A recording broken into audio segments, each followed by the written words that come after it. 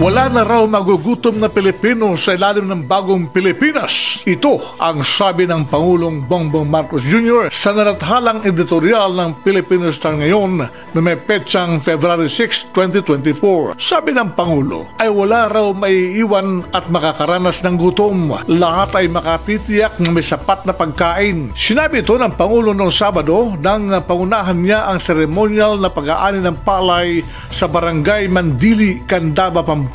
Masagana ang ani sa nasabing lugar na nagpapakitang malaki ang kikitain ng mga magsasaka. Nakatitiyak din na sapat ang kakainin dahil maraming aanihin. Hiniling din naman ng Pangulo sa mamamayan na makipagtulungan dahil ito ay maghahatid daw sa mas magandang Pilipinas kung saan wala ni isa man ang maiiwan. Lahat umano ay makikinabang sa bagong Pilipinas. Ang sapat na pagkain sa hapag ang minimiti ng nakararaming Pilipino. Nang ipangako ni Marcos noong 2022 presidential elections na magiging 20 pesos ang kilo ng bigas, maraming nagtiwala. Yun marahil ang dahilan kaya maraming natanggap na boto si Marcos at naluklok sa pwesto. Maraming nanalig na matutupad ang pangako sa murang bigas. Pero ang pangako ay hindi nagkatotoo. Bagkus ay nagmahal pa. Umabot sa 60 pesos ang kilo ng bigas. Marami naman talagang nagugutom na Pilipino Sa survey ng social weather stations noong December 2023, 12.6% ng pamilya ang nagsasabing nakaranas sila ng gutom sa huling taong buwan ng 2023. Ayon sa SWS, ang insidente ng pagkagutom ay naranasan sa Mindanao, Metro Manila, Palawan, Luzon at Visayas. Sa survey ng Okta Research na ginawa noong December 2023, naitala na tumaas sa 3.7 milyong pamilyang Pilipino ang walang makain. Ang Visayas ang naitalang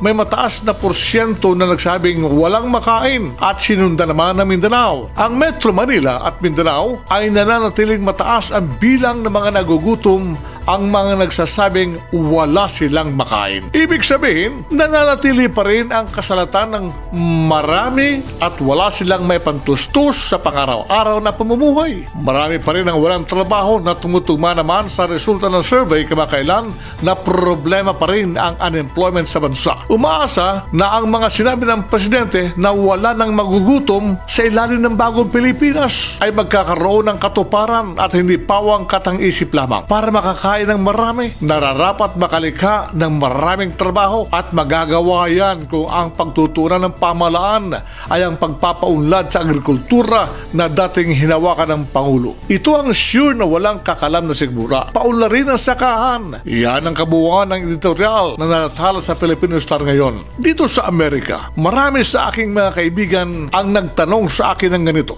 ano bang talaga ang pangunahing dahilan o main cause of hunger sa bansang Pilipinas? Ang sagot ko ay maraming dahilan. Una na rito, iniinda ng mga magsasaka ang mataas na presyo ng mga gamit pang agrikultura. Tumataas din ang presyo ng mga pangunahing bilihin. Mababa ang sweldo ng pangkaraniwang manggagawa, lalo na yung mga arawan. Sila yung tinatawag na no work, no pay. At ang gobyerno naman ay nakadepende pa sa mga imported goods. Kaya ang mga magsasaka natin ay malamya dahil binabarat ang kanilang mga produkto, lalo silang lumulubog sa kahirapan. Ang mga magsasaka at mangingisdang Pinoy ay ang siyang nananatiling pinakamataas sa bilang ng mahihirap sa sektor ng ating lipunan. Apektado na sila sa kanilang produksyon dahil sa pabago-bagong klima ng panahon. Saka kitang-kita naman ang ebidensya na meron pa tayong social inequality and uneven wealth distribution. Kaya ang mahihirap lalong naghihirap. Ito namang ating mga mambabatas na sa halip na pagtuunan ng pansin na matulungan,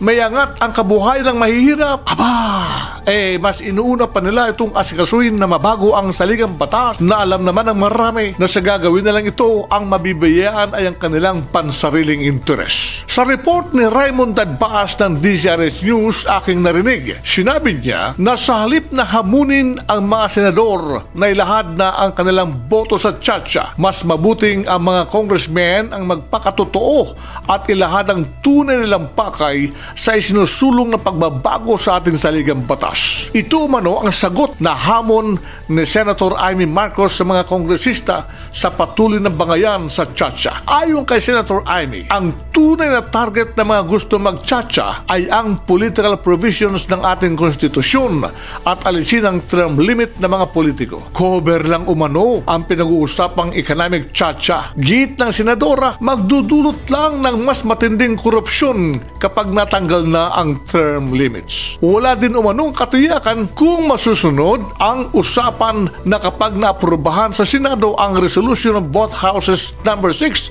ay i-adapt ito ng Kamara de Representantes. Una nito ay hinamon ng mga congressmen ang 24 na senador na ngayon pa lang ay ilahad na ang kanilang boto para sa Chacha. Yan ang kabuuang ulat ni Raymond Tadpas ng DCRH News.